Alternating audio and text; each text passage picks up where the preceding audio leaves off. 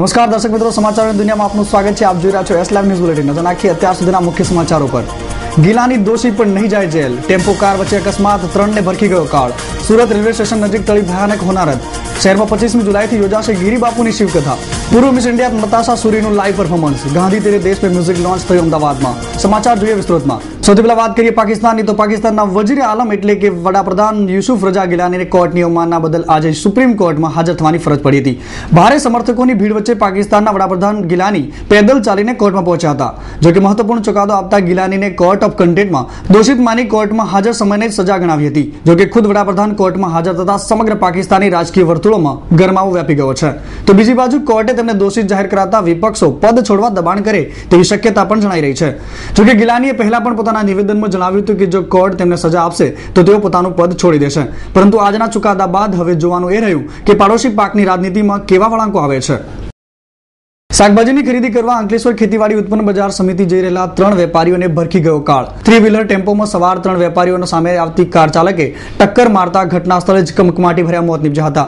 વહેલી સવારે બનેલી આ ઘટનાથી સમગ્ર બોરીદ્રા ગામમાં શોકનું મોજું ફરી વળ્યું. તો આ ગમખ્વાર અકસ્માતમાં ભાલોદના વેપારી બચી ગયા હતા. તેમને સારવાર અર્થે હોસ્પિટલમાં ખસેડવામાં આવ્યા હતા. ઘડિયાથી અંકલેશ્વરને જોડતા માર્ગ ઉપર બોરીદ્રા ગામ નજીક નાળાના વિસ્તરણની કામગીરી ચાલી રહી છે, જેના કારણે માર્ગ પર માટીના ઢગલા ખડકી દેવામાં આવ્યા છે. માર્ગ સાંકડો બનતા ઘરનાળાની મંથર ગતિની કામગીરીએ નિર્દોષ વેપારીઓને મોતના મુખમાં ધકેલી દીધા. તો ઘટનાથી સમગ્ર પંથકમાં ગમગીની છવાઈ ગઈ છે.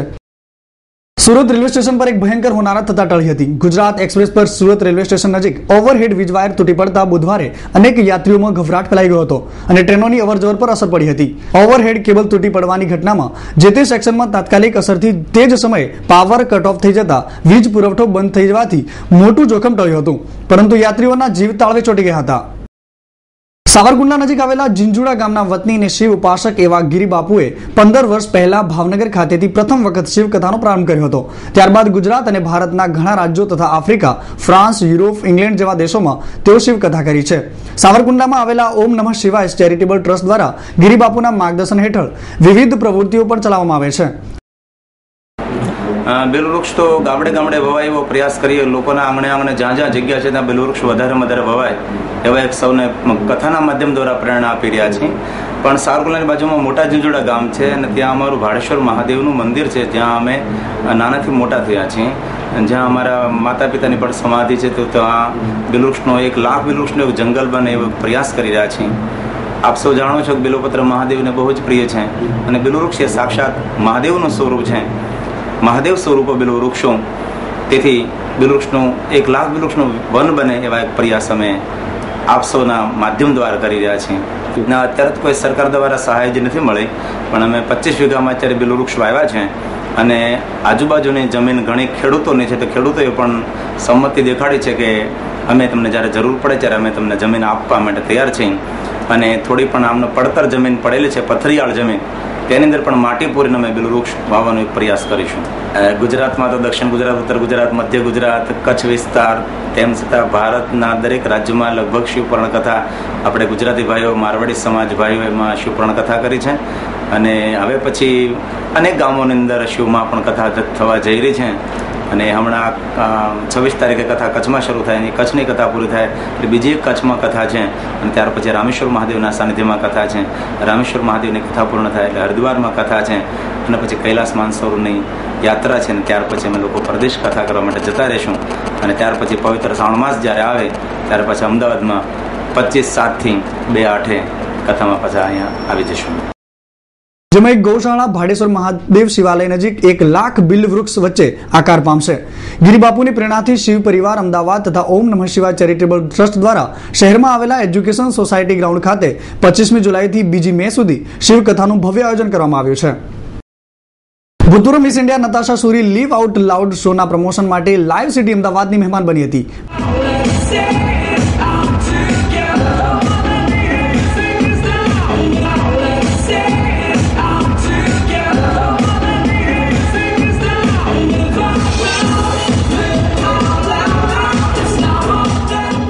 પોતાની માતાની પ્રેરણાથી મિસ ઇન્ડિયાનો તાજ જીતનારી નતાશા સૂરીએ અમદાવાદનું પોળ કલ્ચર ખૂબ જ ગમે છે. આ જ કલ્ચરની ગુજરાતી ડીશ પણ તેને ખૂબ પ્રિય છે. એક બે ફિલ્મો કર્યા બાદ બોલિવૂડની પડદેથી ગાયબ થઈ ગયેલી નતાશા સૂરીએ ટીવી પડદે એક્ટિંગ કરવાની વધારે પસંદ છે અને એટલે જ આ મિસ ઇન્ડિયા ફિલ્મના રોલ કરતા એન્કરિંગને વધારે પ્રાયોરિટી આપે છે.